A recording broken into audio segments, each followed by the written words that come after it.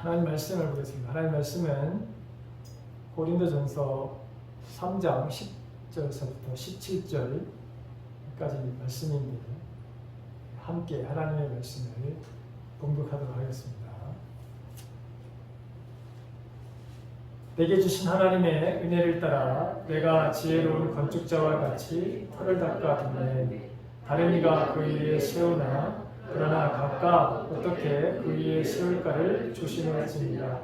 이 닦아둔 것 외에 능히 다른 터를 닦아둘 자가 없으니 이 터는 곧 예수 그리스도라. 만일 누구든지 금이나 은이나 보석이나 나무나 풀이나 짚으로 이 터 위에 세우면 각 사람의 공적이 나타날 터인데 그날이 공적을 밝히리니 이는 불로 나타내고 그 불이 각 사람의 공적이 어떠한 것을 시험할 것입니다. 만일 누구든지 그 위에 세운 공적이 그대로 있으면 상을 받고 누구든지 그 공적이 불타면 해를 받으리니 그러나 자신은 구원을 받되 불 가운데서 받은 것 같으리라. 너희는 너희가 하나님의 성전인 것과 하나님의 성령이 너희 안에 계시는 것을 알지 못하느냐. 누구든지 하나님의 성전을 더럽히면 하나님이 그 사람을 멸하시리라. 하나님의 성전은 거룩하니 너희도 그러하니라. 아멘.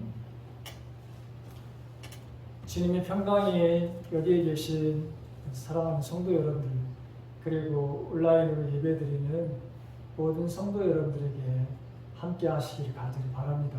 아멘. 교회란 무엇인가? 라고 질문하면 이제 여러분들은 이 질문에 대해서 잘 대답을 하실 것입니다. 예수 그리스도를 믿는 사람들의 공동체 혹은 모임이다. 이렇게 말씀을 잘 하실 것입니다. 그런데 교회를 성경에서 다른 말로 표현하는 그런 말씀들이 참 많습니다. 자, 성경에서는 이 교회를 어떻게 표현할까요? 그리스도의 신부다. 이렇게 표현을 합니다. 또 교회를 예수님의 몸이다. 네, 교회를 예수님의 머리다. 이렇게 표현을 하기도 하고 오늘 본문에 나온 것 같이 하나님의 성전이다. 또 하나님의 밭이다. 이렇게 표현을 하고 하나님의 예언자들과 사도들 그 위에 세워진 건물이다. 이렇게 표현하는 것을 보게 됩니다. 교회를 신부로 비유한 그 표현은 하나님, 주님이 교회를 그만큼 사랑하신다는 것. 사랑하지 않고 결혼하는 사람들이 있나요? 사랑하니까 결혼하잖아요. 그러니까 그만큼 주님이 교회를 사랑하신다고 하는 것이죠. 그 다음에 신부라고 하는 것은 아름다움입니다. 최고 아름답고 최고 예쁘게 보일 때가 결혼식 때 아니에요. 그 신부라고 하는 것도 깨끗함, 성결함, 고결함 이런 것을 상징하는 것이 신부잖아요. 교회는 그래서 이렇게 아름답고 깨끗하고 성결하고 아름다운 모습을 지내야 된다라고 하는 의미에서 그리스도의 신부다 이렇게 표현하는 것이죠. 또 교회를 예수님의 몸이다, 그다음에 머리다. 이 공동체의 이 교회의 여러분 중심이 뭐냐? 예수 그리스도가 되어야 된다고 하는 것이죠. 그리고 우리 몸, 우리 머리. 가장 우리 몸에서 중요한 것이 머리죠. 근데 머리만 있어가지고 몸이 온전한 것은 아닙니다. 머리가 있으므로 다른 것들을 다 있어야 되는 거죠. 손도 있어야 되고, 우리 코도 있어야 되고, 눈도 있어야 되고, 입도 있어야 되고, 우리 장기, 모든 발, 이 다리 다 있어야 그게 온전한 몸이죠. 우리는 모두가 여러분 지체라고 하는 그런 의미이기도 합니다. 그리스도의 몸, 그리고 우리 모두는 우리에게 이렇게 장기가 있듯이 우리에게 이런 손과 발, 이런 지체들이 있듯이 예수 그리스도를 통해서 모여있는 우리 모두가 다 이게 여러분 교회의 온전한 모습을 이룬 그리스도의 몸이다. 이렇게 표현하는 것이죠. 교회는 이 지체들이 모여서 서로 교제를 합니다. 그 다음에 함께 기뻐합니다. 그리고 함께 아픔을 나눕니다. 함께 사랑하고 위로하는 그 공동체, 예수 그리스도를 중심으로 해서 모인 사람들, 그게 저와 여러분들이죠. 자, 오늘 또 우리가 하나님의 바로 성전이다. 우리 몸이 하나님의 성전이다. 저와 여러분들이 성령 하나님이 거하시는 그런 하나님의 거룩한 전이다. 굉장히 중요한 그런 의미의 말씀입니다. 성전인 우리가 거룩해야 된다 이렇게 말씀하고 있는 것을 보게 되죠. 자, 교회는 그러면 어디에 여러분 세워져 있느냐? 우리들은, 저와 여러분들은 어디에 지금 세워져 있느냐? 예수님께서 하루는 제자들에게, 야, 세상 사람들이 나를 누구라고 그렇게 여기느냐, 이런 질문을 하시는 것을 마태복음 16장에서 볼 수 있거든요. 제자들이 뭐라고 얘기를 하냐면, 예수님, 세상 사람들이 예수님을 가리켜서 세례 요한이라 그렇게 말하는 사람도 있고요. 또 엘리야라고 말하는 사람도 있고요. 예레미야라고 말하는 사람도 있고요. 선지자 중에 한 분이라고 말하는 사람도 있어요. 이런 말씀을 듣자 예수님이, 그러면 너희는 나를 누구라고 생각하느냐? 이렇게 제자들에게 묻습니다. 그때 언제나 용감한 베드로가, 주님은 그리스도시요 살아계신 하나님의 아들이십니다. 이런 고백을 하죠. 주님은 그리스도시요 하나님의 아들이시다. 자, 그때 예수님이 칭찬을 하시는 것을 보게 됩니다. 그러면서 반석 위에, 내가 지금 그 고백한 그 위에다가 내가 교회를 세우리라, 이렇게 말씀하시는 것을 보게 됩니다. 그러니까 베드로가 고백한 주는 그리스도시고 살아계신 하나님이라고 하는 그 고백, 그것을 믿는 그 위에다가 여러분 교회를 세우시겠다, 이렇게 말씀하시는 거죠. 사도행전 2장 28절에 보게 되면 하반절에 교회를 그리스도께서 사시는 것이다, 이렇게 말합니다. 핏값으로 사셔서 교회를 세우십니다. 그게 바로 교회다, 이런 표현을 썼고요. 에베소서 2장 20절에 있는 말씀을 보게 되면, 여러분은 사도들과 예언자들이 놓은 기초 위에 세워진 건물이다, 이렇게 표현하셨습니다. 그러면서 계속해서 그리스도 예수가 그 모퉁이 뜰이 되십니다. 그리스도 안에서 건물 전체가 서로 연결되어서 주님 안에서 자라서 성전이 됩니다, 이렇게 표현하셨습니다. 그러니까 사도들이 전한 게 뭡니까? 예수 그리스도죠. 더 구체적으로 말하면 예수 그리스도의 죽음과 부활, 이것에 대해서 증거를 했습니다.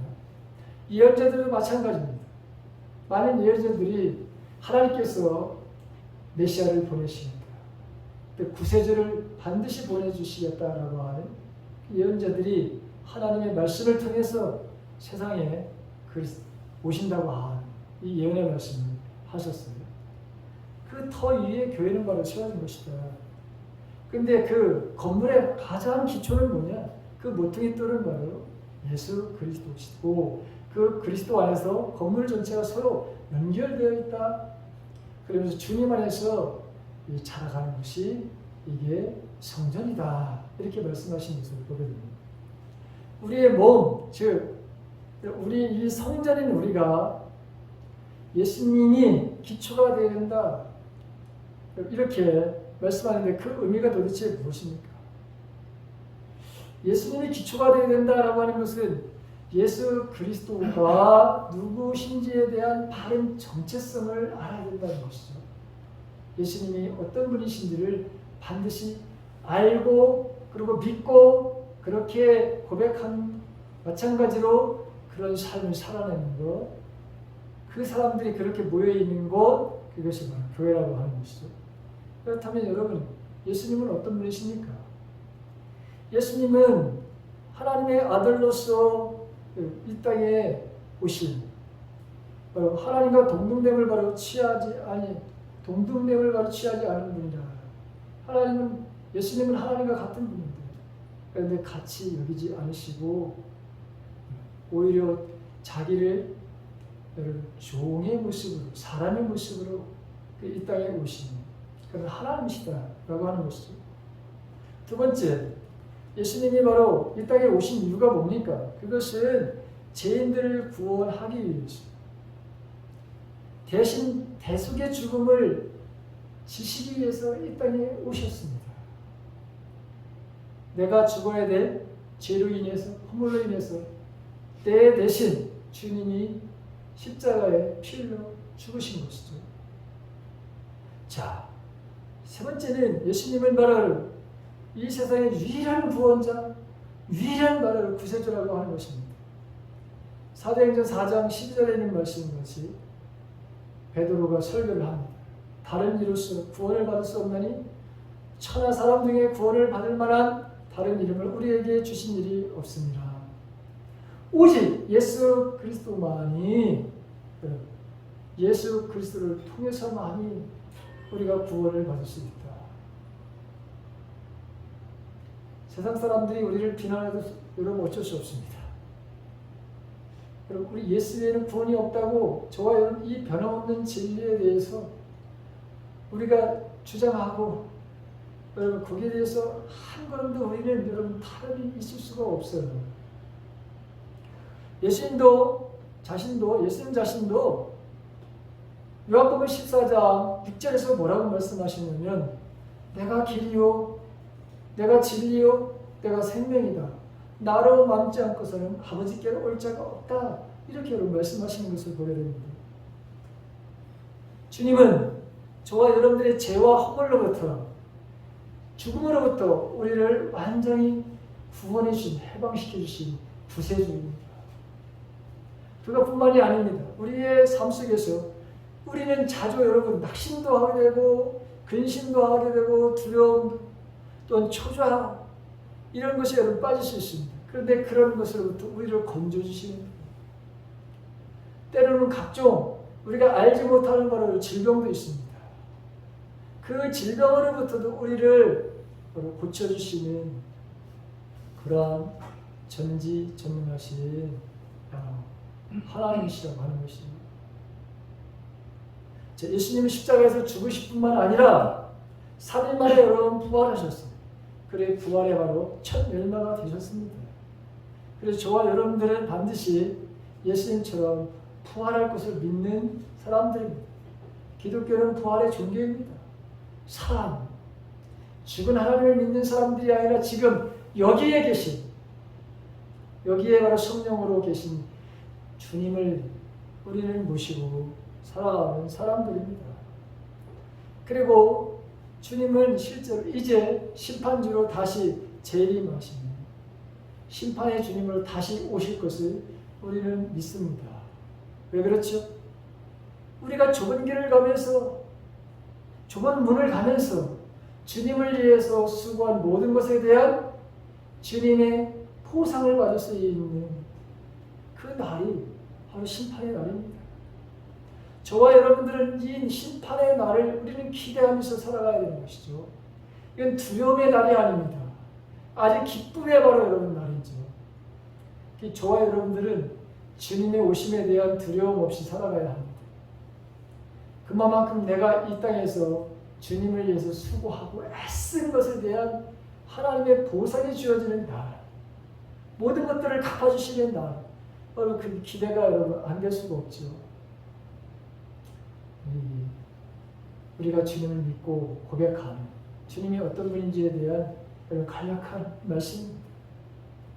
그러니까 교회가 예수 그리스도에 대한 이러한 진리를 믿고 고백할 때 그 교회의 기초가 예수 그리스도 위에 세워진 것이라 이렇게 말씀을 드릴 수 있다고 하는 것이죠. 그러나 아무리 하나님, 예수님, 교회라는 단어를 사용한다 할지라도 성경에 기록된 예수 그리스도에 대한 관한 이 진리를 정확하게 가르치지 않거나 믿지 않거나 그것에 대해서 삶에 대한 실천이 없다면 그럼 교회라고 그렇게 인정할 수가 없는 것입니다. 근데 여러분, 우리가 집을 지을 때 기초공사만 바로 여러분 하고 끝납니까? 그렇지 않습니다. 그 기초 위에 건축 재료를 사용해서 집을 지어갑니다. 이처럼 건축 재료를 사용해서 집을 지어가는 그 과정을 신앙생활이라 이렇게 볼 수 있습니다. 우리 모두는 다 저와 여러분들은 집을 지어가는, 눈에 보이지 않지만 신령한 집을 지어가는 사람들입니다. 우리는 건축자들입니다. 자, 그런데 이 지어가는 사람들, 오늘 이 사도 바울은 지어가는 이 건축 재료의 6가지를 소개하죠. 금과 은과 보석과 나무와 또 풀과 짚입니다. 그런데 이 집을 다 짓고 나서 하나님은 이 건축 재료로 좋은 재료를 바로 사용해서 집을 지었는지 아니면 불에 타고 없어질 이 나무나 풀과 짚과 같은 정말 값싼 그리고 사용해서는 안 되는 그런 재료를 가지고 집을 지었는지 불로 이것을 테스트하신다 이렇게 말씀하고 있는 것을 보게 됩니다. 불로 시험을 할 때 타지 않고 그대로 있으면 상을 받게 되지만 다 타버리면 부끄러움을 당하게 될 것이다. 물론 우리가 믿음으로 구원을 받습니다.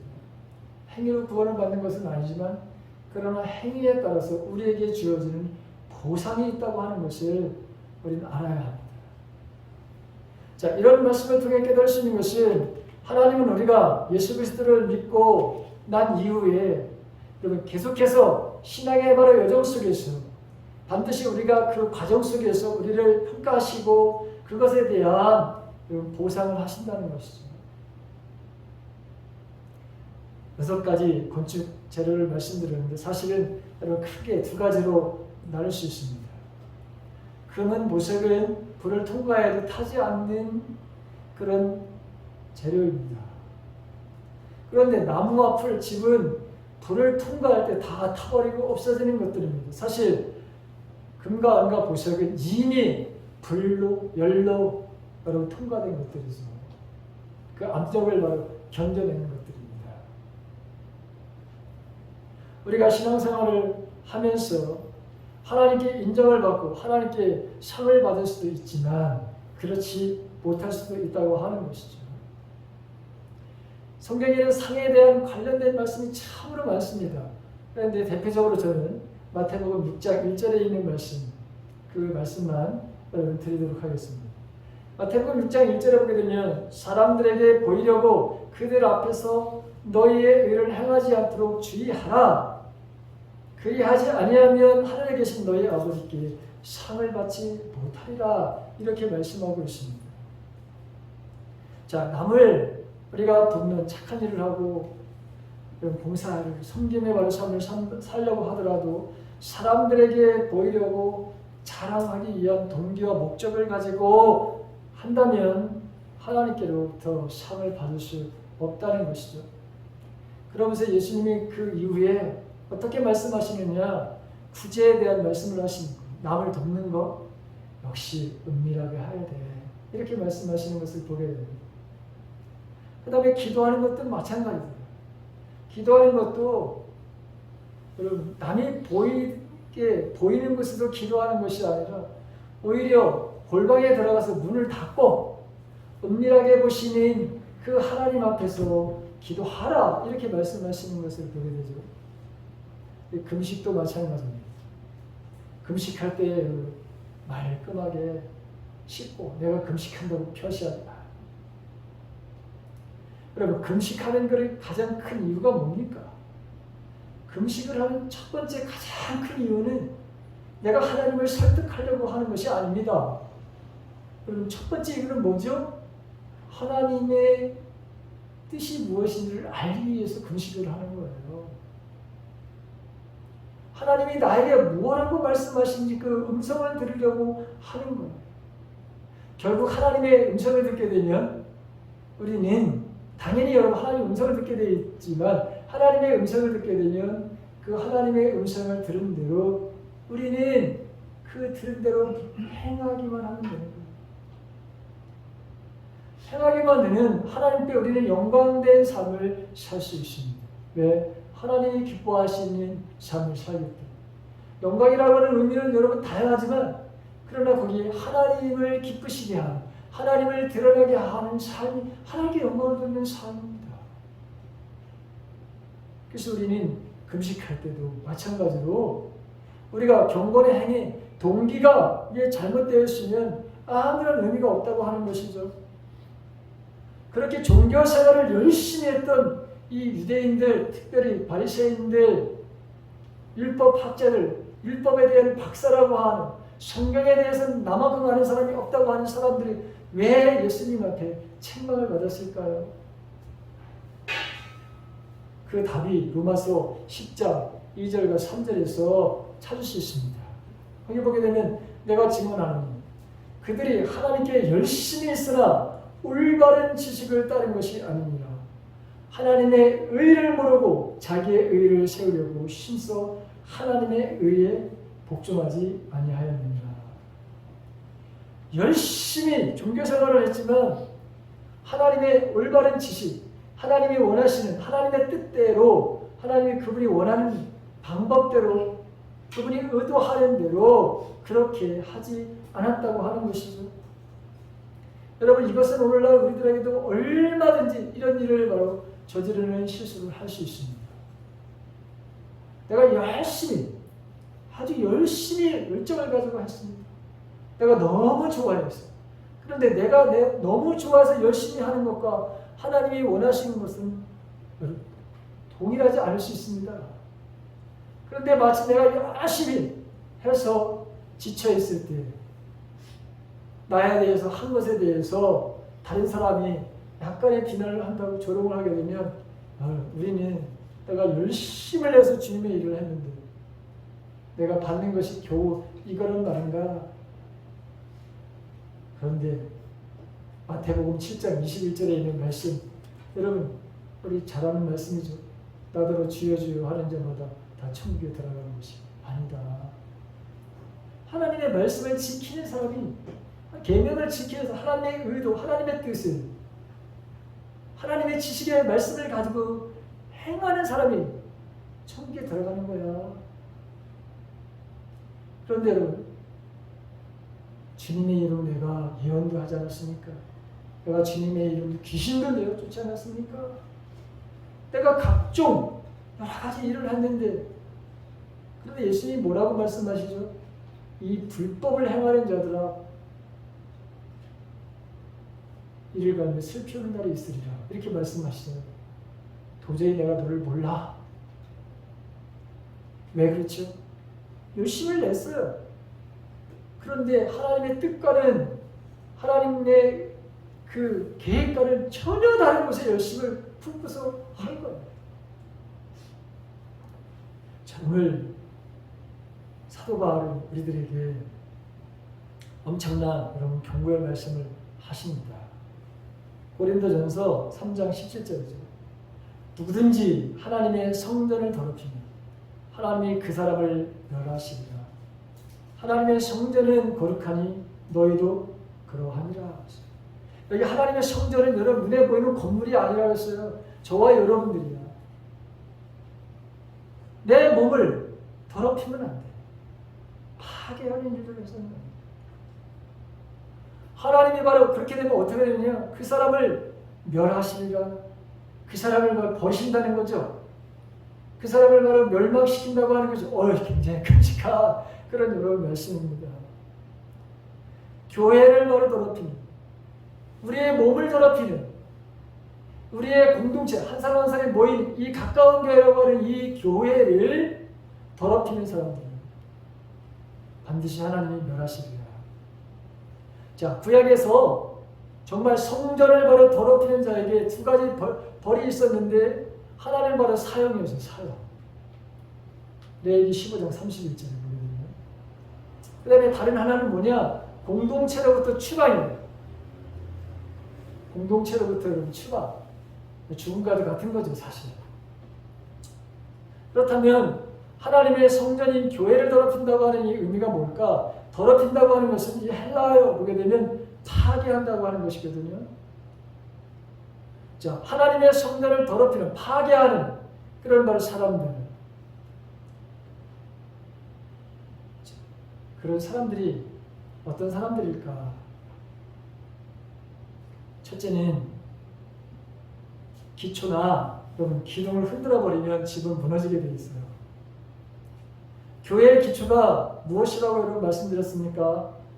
바로 예수 그리스도 터 위에 우리의 하나님이 머무는 성전, 우리를 바로 세워야 된다. 이렇게 말씀드렸죠. 요즘에 제가 일주일에 적어도 여러분 적어도 2통 내지 3통 정도 신천지로부터 편지를 받아요. 야, 이 사람들은 전국적으로 지금 답을 했는 거예요. 자기들이 바로 이단이 아니라고 자신들이 가르치는 그런 교리가 참된 진리라고. 시간이 되면 자신들이 개최하는 어떤 세미나나 그 강의에 와서 한번 들어보라고. 그리고 자신들이 그 전해지는 문건 그거를 보고 구원을 받으라고. 여러분 이단들의 특징이 여러분 뭡니까? 가장 이단들의 바로 특징은 뭐냐? 그들의 기초가 잘못되어 있다는 것을 모르는 거예요. 그들의 기초는 뭐냐? 사람이야, 사람. 어떤 특정한 사람, 아니면 어떤 특정한 교리 하나 성경 구절에서 끌어다가. 근데 여러분 오늘 가장 기초가 되는 게 뭐라고 그랬습니까? 예수 그리스도. 예수 그리스도가 기초가 되어 있지 않는 것들은 모두가 다 여러분 이단이에요. 교회를 파괴할 수 있어요. 저와 여러분들이 분별력을 가지고 여러분 지혜가 있어야 됩니다. 가까운 교회를 파괴할 수 있는 그것이 뭐냐? 내가 한 사람이 우리 교인들 중에서 만약에 이단의 발열을 빠지게 된다면 마찬가지로 우리 교회는 여러분 파괴되고 하나님 앞에 우리가 버림을 받을 수 있다는 거예요. 한 사람이 얼마나 중요한지를 알아야 돼요. 그다음에 교회를 파괴하는 일은 사람이 교회의 중심이 될 때 이게 파괴가 일어납니다. 왜 고린도 교회가 분쟁이 일어났을까요? 왜 분파가 생겼습니까? 고린도 교회에 바울이 교회에 바로 여러분 기초가 되는 것처럼 생각했던 사람들, 아볼로가 혹은 베드로가 교회에 바로 여러분 기초가 되는 것처럼 생각했던 사람들. 그래서 나는 바울파야, 나는 아볼로파야, 나는 개바파야 하면서 나누어서 분쟁을 하고 서로 비화하는 이런 바로 여러분 사람들이 있었던 것이 이게 고린도 교회의 문제 중에 하나였거든요.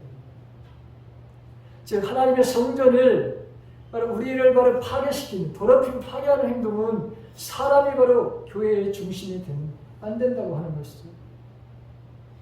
아무리 유명하고 아무리 신령한 목회자라 사역자라 하더라도 그런 분들에 대한 하나님보다도 더 여러분 관심과 그분들이 마치 우리에게 바로 구원을 가져다 주는 것 같이 착각하고 더 우리가 주님의 말씀과 기도의 삶 이런 삶보다 그들을 더 추종한다든가 여러분 그분들을 더 바로 하나님보다도 더 순모하는 마음을 만약에 갖는다면 교회는 파괴될 수밖에 없어요. 그런 예는 바로 얼마든지 여러분 찾아볼 수 있어요. 교주라는 게 뭡니까? 바로 그런 거죠.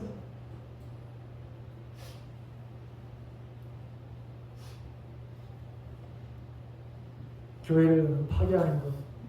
세 번째는 성령 하나님이 하나가 되게 하신 이 말씀에 불복종할 때입니다. 성경은 제가 말씀드린 같이 교회는 그리스도의 몸이다. 우리는 그의 지체다 그랬습니다. 자, 이 몸과 여러분 우리의 지체. 교회는 그래서 같은 성령을 믿습니다. 그리고 같은 소망을 가지고 살아갑니다. 주님도 한 분, 믿음도 하나, 세례도 하나, 하나님도 한 분.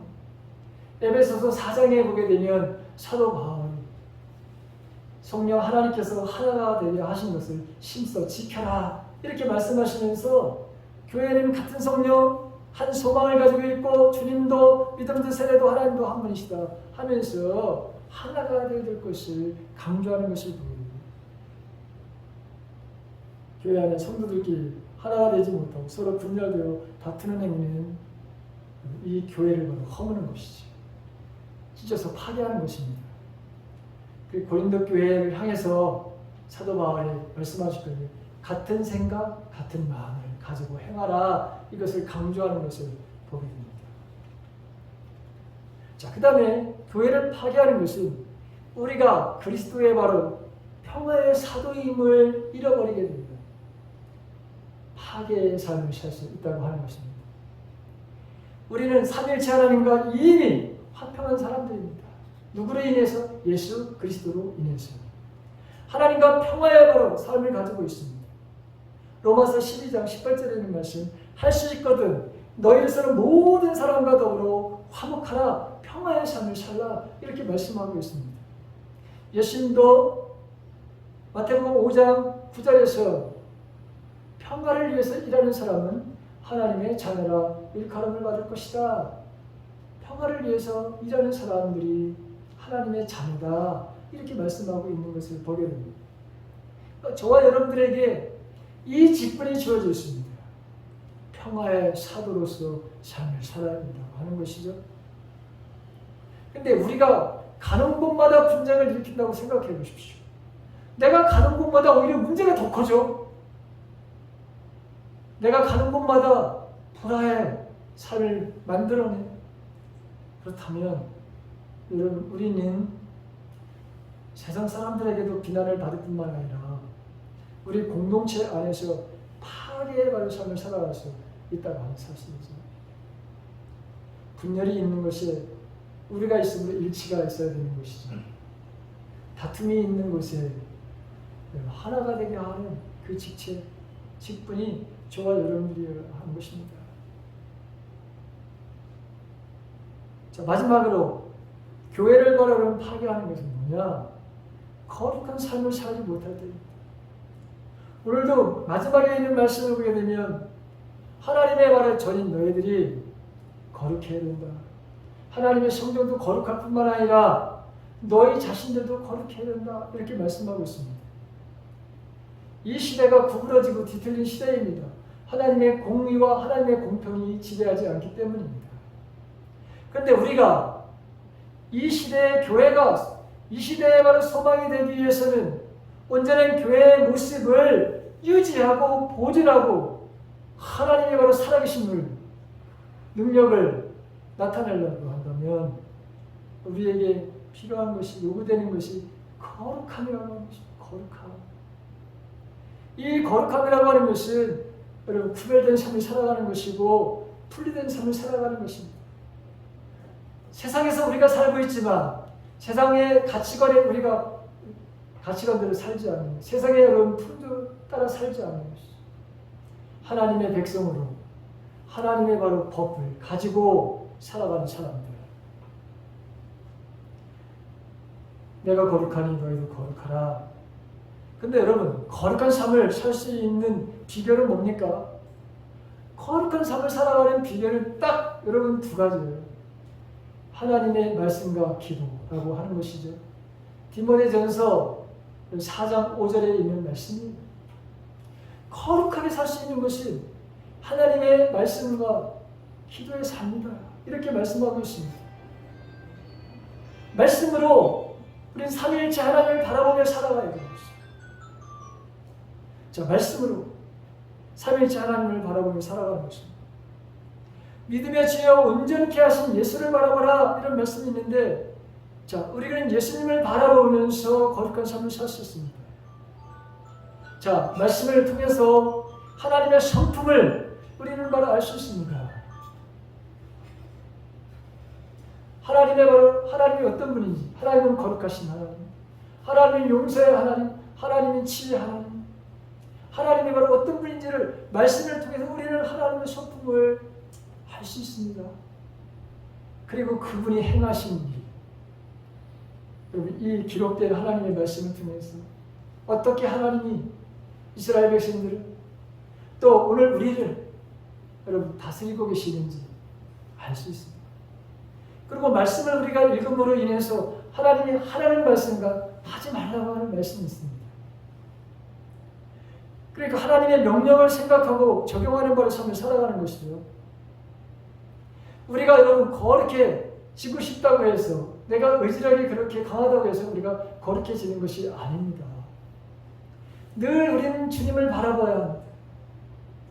이 주님을 바라본다고 하는 것은 하나님의 말씀으로 하나님의 성품과 하나님의 행하신 일과 하나님이 여러분 하지 말라고 하는 이 모든 것들을 내가 가장 유혹의 한가운데 있을 때 내 앞에 계신 그분을 바라보면서 주님의 바로 말씀 속에서 주님이 나의 지금 행동에 결정을 하는 것, 그 모든 것을 보고 있다고 계시다고 하는 것을 여러분 우리가 인식하는 거예요. 그러면 절대로 저와 여러분들은 어떤 유혹 앞에 그 유혹에 넘어가지 않습니다.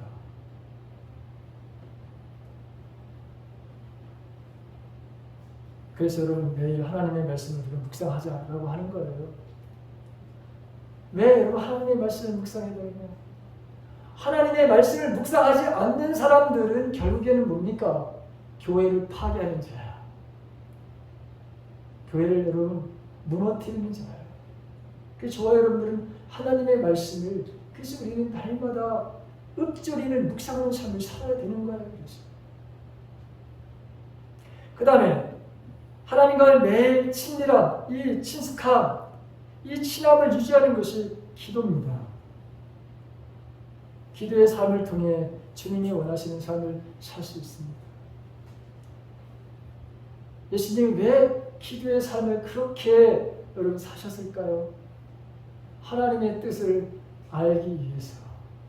그래서 그분은 귀를 기울이시고 들으시고 그날 하나님이 원하시는 그래서 자기의 뜻대로 임의대로 행동하지 않으셨던 것을 보게 됩니다.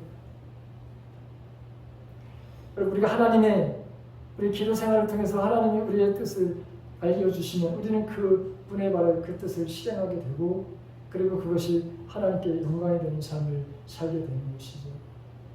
예수님의 삶을 한마디로 말하면 하나님께 영광을 돌리는 삶이셨습니다. 그래서 우리도 기도의 삶으로 점점 주님을 바로 닮아가는 주님이 행하셨던 그 삶을 닮아가는 그런 거룩한 삶을 바로 살 수 있는 것이죠. 묵상하지 않고 말씀을 묵상하지 않고 기도의 삶이 멈췄다? 내 삶 속에서 그것 자체가 교회를 내가 여러분 지금 제대로 집을 하나님의 전을 제대로 건축하지 못하는 그런 모습이라고 하는 것이고 전체 우리 가까운 교회 이 교회를 바로 허무는 파괴하는 삶이 기도하지 않은 삶이고 말씀을 바로 뭐죠? 묵상하지 않은 삶 그 자체가 이게 바로 파괴하는 거예요.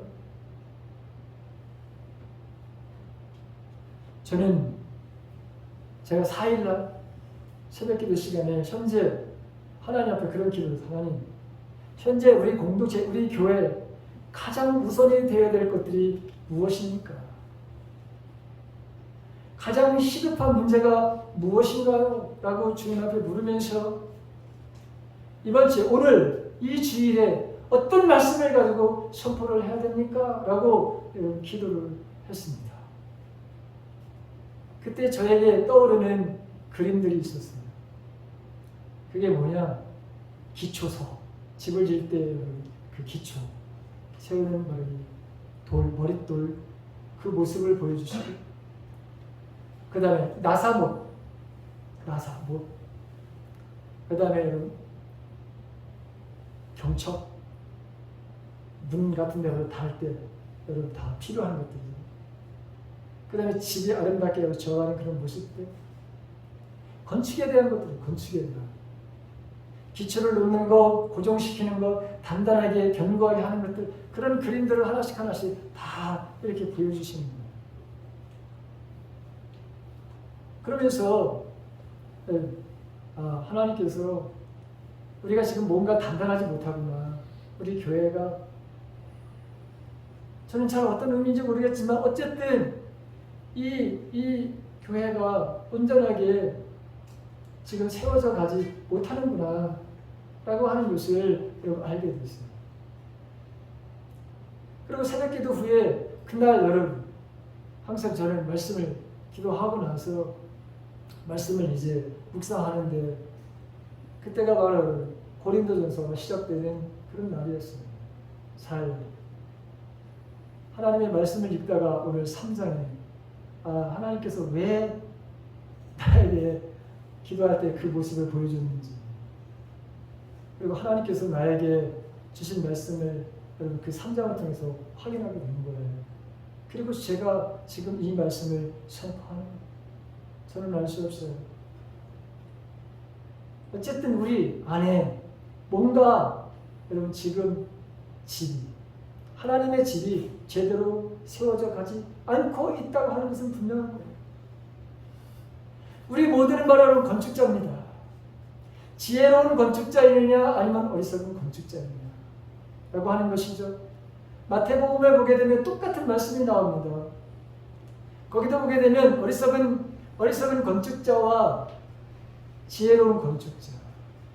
지혜로운 건축자는 그 터를 반석 위에다 짓는 것이고,